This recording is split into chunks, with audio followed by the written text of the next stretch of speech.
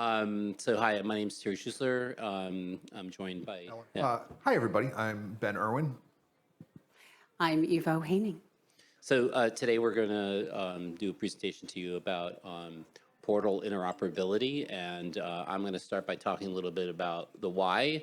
Ben's going to talk a little bit about the what and how, and Evo's going to show what's been happening lately, and then we're going to give you guys a little bit of a call to action. So I want to start with talking about the why and the journey that we've gone on to get to where we are today. So first the earth cooled, and then, no, I'm not going to go back quite that far. But actually around 300 BC, the Greeks developed a system that we know today as latitude and longitude as a way to create a standard reference on maps. And this was critical to, the evolution of modern Earth as we know today, because with this kind of a reference design, and map makers were able to progressively create more and more accurate location references to the actual Earth and enable people to travel from point A to point B and circumnavigate the globe ultimately. So a lot of what we're going to be talking about today is sort of based on this sort of thinking that we want to allow individual human beings to navigate from one place to another. If we go a little further along in time, in the late 60s, the ARPANET reached a point where there was over 600 servers that were constructed together to sort of, develop this first version of what we now think of as the internet. And at the time, the developers realized that they needed some way for allowing the content on these different services to be addressable in a consistent way. So they began this process, which evolved into Tim Berners-Lee creating an RFC 1738, which was the Uniform Resource Locator, or URL.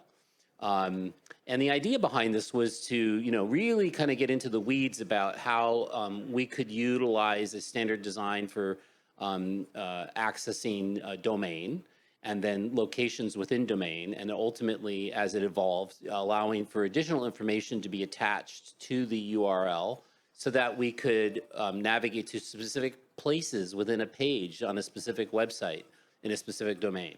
And so this idea is really important to keep in mind, not just because of the concept of the URL, but also to understand the acceleration that this created, because with the release of this standard in HTTP and HTML, we were able to then quickly move on to the implementation of the Mosaic browser. In fact, the work that Mark Andreessen did on Mosaic was based directly on Tim Berners-Lee's references. And this is important to understand. In November of 1992, there was only 26 websites on the internet. Unbelievable, right? By August of 1995, over 10,000 websites. So just in the first 3 years with the implementation of the Mosaic browser, which was quickly replaced by Netscape Navigator, we saw that the amount of websites went dramatically. And then from there into 1998, millions of websites, 26 to 10,000 to millions. And we're at that point now. We're at this place where we have 26 metaverse platforms, or a few hundred of them, right? What is it going to be like when generative AI and the enabling development tools come to place, and everybody can build an interactive 3D metaverse experience that is easily done as we go into WordPress today to build a website?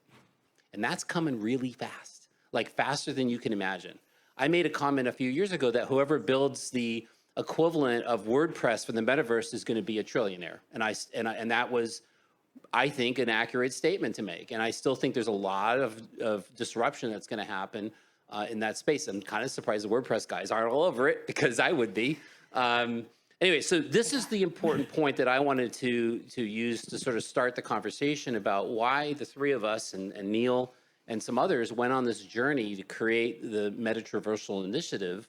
And what my passion is about, I lived through this era. I'm old enough to say that I lived in the pre-internet era and worked on online systems from 1979. And so I lived through the challenges and the benefits of what we have today as these standards. And, argue to you that the reason why we're here is to, kind of give you a wake-up call to the importance of us addressing this. So, Ben. Hi, everybody. I'm Ben Irwin, and with this team of fellows here, Terry and Ivo and Neil, back in 2021, right on the day after Mark Zuckerberg declared the metaverse and changed the branding from Facebook to Meta, we actually the next morning had a event called Meta Davos, and we got together a bunch of industry leaders to talk about portal interoperability, because the need to get from one place to another shouldn't necessarily be limited by the platform that you're in. And so we got together with Neil Trevitt and we arranged that first event, and that led to a succeeding series of events, one of which was last year at AWE. We had a play with 17 cast members, many of whom are in this room, and we had this event to sort of demonstrate this. We were performing this crazy XR stunt on stage, but since then we've been doing portal crawls, which is actually to demonstrate the ability to move between platforms, which at this moment is rather limited. And that's sort of the crux of why we're doing this, is because we want to see past those limitations, and we want to advocate for cooperation between parties who are stakeholders in this, hardware and software vendors, application developers, and to sort of to what Terry was talking about with the importance and the significance of the hyperlink and the growth of the web. This is that significant to the growth of the metaverse. So before I continue, I do want to thank the Khronos Group and the Metaverse Standards Forum for having us here.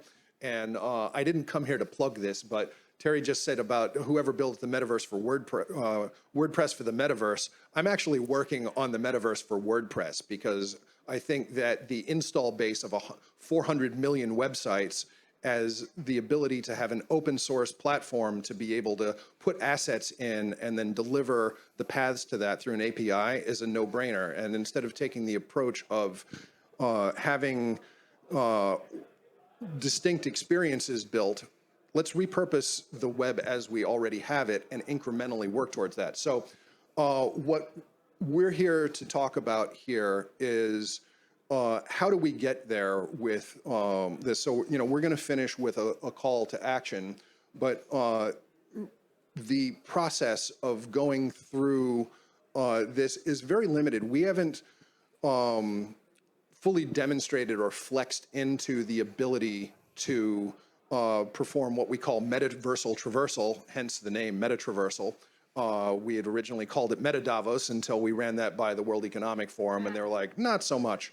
But so we called it MetaTraversal, and we had this series. And in that time, at the very first event, Chris Madsen, who's sitting here, Chris and Ryan Engel from Golf Plus, Chris from Engage, actually had this working in September of 2021, where it's more than just walking into a portal yourself and going to another place. That's cool, but what's cooler is when you can go through it with other people. And so what Engage and Golf Plus demonstrated is that you can go through with multiple people. So one of the initiatives is the VR charity golf tournament that Sophia Mashasha, Chris Madsen, and Richard Ward and I have been doing for the last couple of years, is to have a VR charity event. But what really made that special was the ability to jump from the Engage platform into Golf Plus. Now, sadly, this is one of the only actual implementations of this that we've seen. So the MetaQuest has the destination or deep link and destination API. And so you're able to use that platform to construct this, but this is a operating system level thing. So in order to achieve metaversal traversal, the APIs need to be developed for all the platforms. And if you go and you read the documentation on the destination API, then what you get is an image of Golf Plus. And so I'm delighted that that's still there, but at the same time, it's kind of sad to me that, a Golf Plus logo is the poster child of probably the most important thing that we can do with the metaverse to this day. So I we'll save the call to action till later, but I'm going to turn it over to Evo now because she's got some sort of practical things to talk about in terms of how we get there, as well as a review of what we've been doing. And so Evo. Sure. I got this mic. Oh, and I had this all along. Double echo there. You're doing great. So portal crawls aren't new to this community. They've been happening for quite a long time across virtual worlds, right? If any of you are familiar with the old days in Second Life, some of us were trying to solve these problems even back then, moving from one virtual world to another. We saw with the hypergrid explorers going back all the way to like 2010 within educational and research communities that there were attempts at this, but it was usually between like one research lab and another research lab. When we started Open Metaverse Interoperability in 2021, this was one of the problems we wanted to solve for, right? Being able to move together, have a social experience, maybe even bring our avatars across worlds together. And so a number of folks in different open source communities came together to begin experimenting on that. There was an avatar named Kulala who produced a really interesting demo of this in 2021. There were a handful of other experiments that happened going back mostly in 2021 to begin solving for this problem as been described. Since then, there have been portal crawls both in open source communities. The last one was 2 weeks ago, and I would love to see if we could get the video working, but I'm not sure it's going to work. We have about 4 minutes of video for you, and if it doesn't show, we'll try and put it on the web for you. But the portal crawl we did 2 weeks ago included, I believe, 6 platforms. So that's Croquet here in the room, that's HyperFi, On Cyber, Hubs, and Ben, you're going to have to help me fill in a gap here because I think I've forgotten the platform at least. When we do these portal crawls, these are basically communities that choose to get together and solve for a problem together. So we're just going to show you this way, since we can do that. Technology for the win. So you can imagine portal crawls, getting 15 people to go and do something together on the 3D internet is about as hard as herding cats is. And so what you're going to see in this footage is we're jumping through different communities. Over a period of 60 to 90 minutes, we might jump between 3, 4, 5, 6 different platforms, both open source and places like what we've described earlier. So that includes independent communities, that includes open source communities, that includes museums and galleries, that includes festivals and events, and then being able to move smoothly across them. This particular experience, I think we had 14 to 16 people for most of it, and each of us had a slightly different experience because some people were in VR. Athena, I think, was in VR. I was on a mobile phone from the Google parking lot. So we were testing across interfaces, across user experiences. Some of these portals are two-way portals, meaning you can go back and forth. Some are one-way portals. They are all basically, as been described, in the sense of a deep link that you can then move, and in some cases even see what you're moving toward. So there might be a preview on the other side of what that world is about to show you. So we might go into Croquet and do some live coding together, and then we might jump into an art gallery and do something completely different and fun, and then we might go to a 3D world where we can design together and build a 3D asset that we can then export. And why we do this is in part to understand how each platform best operates, what are its unique conditions, what are the affordances, what are the capabilities. Obviously, Croquet is unique because it's open source, but you can code in it. So you'll see CodeFrau here, and CodeFrau was sharing with us how you can do that work. We then went to Nowhere, where we're in video form instead of an avatar form. So Ben and CodeFrau and others were able to amplify themselves to be very large and use the affordance of that in order to engage the community. So this is not the first or the last portal crawl. I want to say we've done at least half a dozen over the last year, some in smaller communities, some larger within the MetaTr broader group. You can join the Discord if you want to participate in these. We do try to let people know when they're happening. We try to make them fun and social because that's really the goal here. This is experimentation to figure out how we can move together effectively, whether you are open source, whether you're a researcher, whether you're a holder of a large platform, maybe you're thinking about smart glasses and AR. The goal is to make this work no matter what type of interface you're describing. So we're going to talk about next steps. And next steps includes all of you because this is a collaborative work in progress. So our next stage of development is really about inviting you to participate in the experiment. And that is bringing together communities and bringing together collaboration across communities. So currently, MSF has, I believe, 4 different working groups that touch on aspects of MetaTr. That's asset interoperability, digital identity, avatars, UX. All of those elements need your participation. So if you're interested in exploring that, jump into an MSF working group. Currently, there is no MSF working group working specifically on this piece of the puzzle. And there might need to be. There might need to be an overarching effort. And we don't know exactly what that needs to look like yet. So this is an opportunity to begin shaping that with the greater community, whether you're at W3C, IEEE, Khronos, and MSF, Open Metaverse Interoperability, or within your own groups. Exactly. We want the working groups to work together to form a community of people that are focused on this issue. And we want to look at the best practices that we've learned, looking at the deep linking mechanisms, as Ben mentioned, the destinations API, and the travel with functionality on the Quest. But there's other good practices that we see on mobile devices today. And we want to take that as a sort of starting point and accelerate it deeper so that we have, like for us in the 5G community, we think of precise positioning, right, as a way of, getting a more accurate physical location of where the user is on the Earth. GPS only tells me, lat long kind of information. It doesn't tell me elevation. It doesn't give me enough of a precision so I can actually co-locate AR, digital content properly against the physical geometry of the space that they're in. And so we need this kind of more evolved, more in-depth spatial version of a URL that allows us to kind of create a really great way of sort of teleporting, just like in Star Trek, directly from the pods to a specific place on the planet, right? We need this kind of capability. And that touches on a talk that's happening a little bit later on that Keyframe, who is in these videos, is giving on mapping the metaverse. So exactly. I would recommend getting over to his 5 o'clock talk where if you're thinking about a navigation system for the metaverse, mapping is one of the essential elements. We need to know how to get there, and then we need to know how to get there together. And that's in Ballroom D, right? C. Ballroom C. Ballroom C at 5 5. o'clock.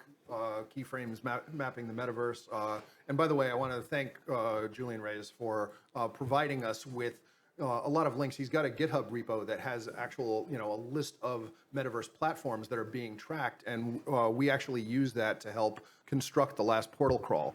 And so, to what Ivo was speaking about, I want to say it again, is the different working groups within the Metaverse Standards Forum are touching on different pieces of it. Yeah. And so those 4 that we identified are assets, digital identity, or avatars, and the UX.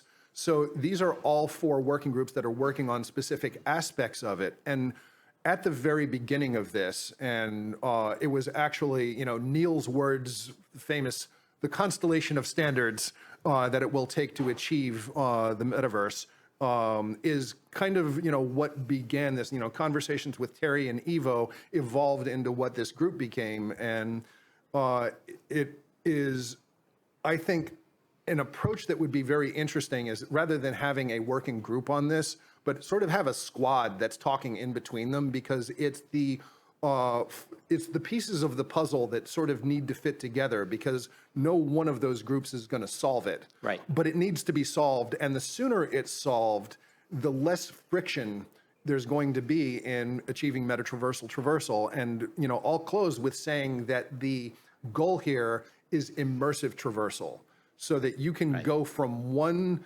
immersive experience to another without breaking immersion. With your clothes on. With your identity intact, some clothes. Without having to log in, without all the different pieces of that, to be able to just jump through there. And so at the second Polys, XR Women actually demonstrated this probably for the first time by jumping from VR land into the XR Women Museum in frame. And so, Karen and Julie and Sophia are here, and they actually pulled this off and did this stunt. And like the Engage example, still sort of stands alone. Like, this is something that we should be doing often, and that's what we're here to advocate for. So we'd love to see cooperation. That's why we started this. And so please talk to each other. Like, let's get this done. Thank you.